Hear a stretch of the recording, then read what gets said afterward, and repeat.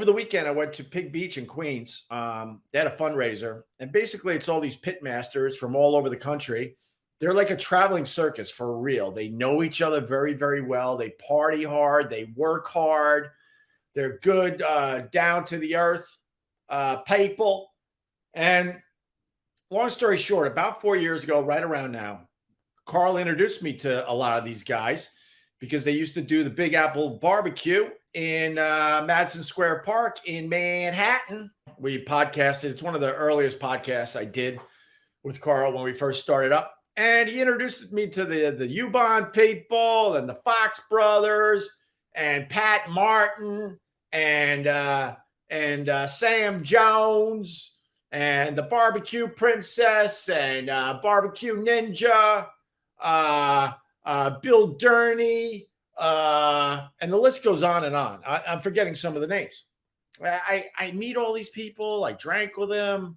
There's a picture of me just, slamming bourbon out of like a jug, like a jug that they would play down south, but actually drank the bourbon right out of the bottle with these people.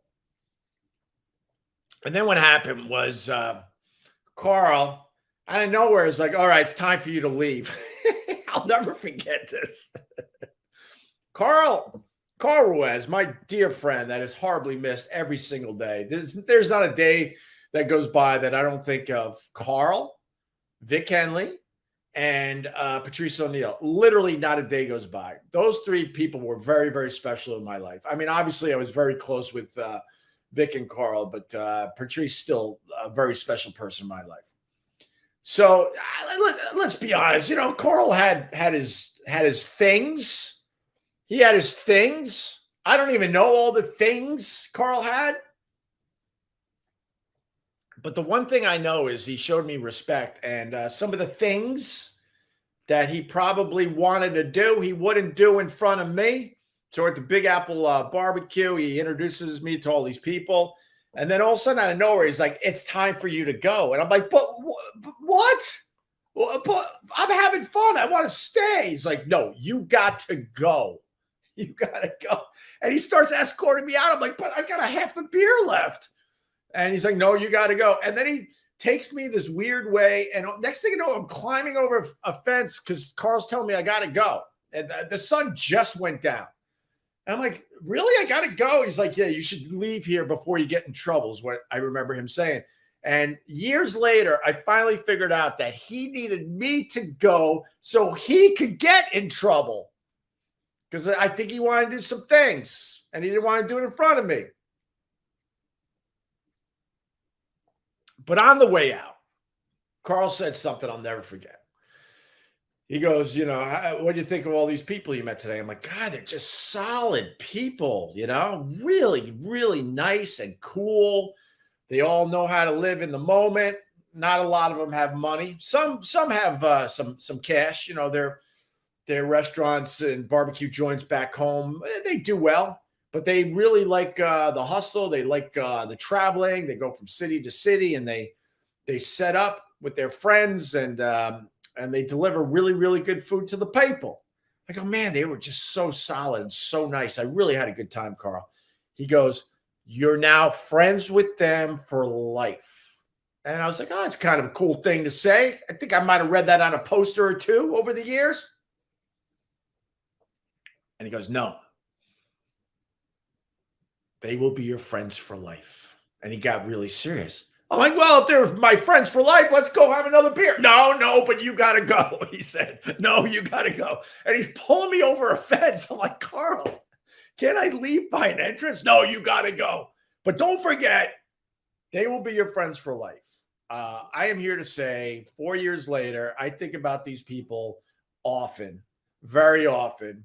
A bunch of them text me on a regular basis. Here's some of the stuff I should open up and talk about more. And I haven't seen them because of the COVID. And they all were like, we're in Queens. You better come out. And I did. And the hugs were aplenty. People were hugging me and wouldn't let go. And we were telling stories about Carl. And we're laughing, having a couple beers. Somebody came over with like a mushroom dish with marijuana on it. I didn't try that, but I tried everything else.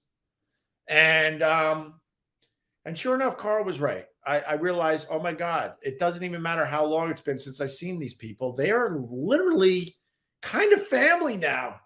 And that's part of Carl's legacy. He left me with a lot of solid people that he introduced me to.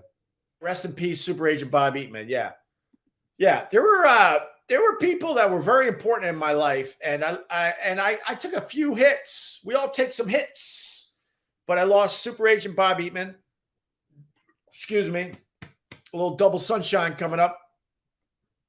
And I lost Carl and Vic. All those people were very important to me in my life. So yes, rest in peace to Super Agent Bob Eatman, who absolutely did me right. Last time I saw him, I was taking a shovel of dirt and dropping it in a hole. And I was like, well, I don't want to do this. Everyone's like, you gotta take a shovel of dirt and you got to drop it in the hole. That's what Bob would have wanted. No, I don't think Bob would have wanted that. Oh, that's the last time I saw him, though. So with that, cheers.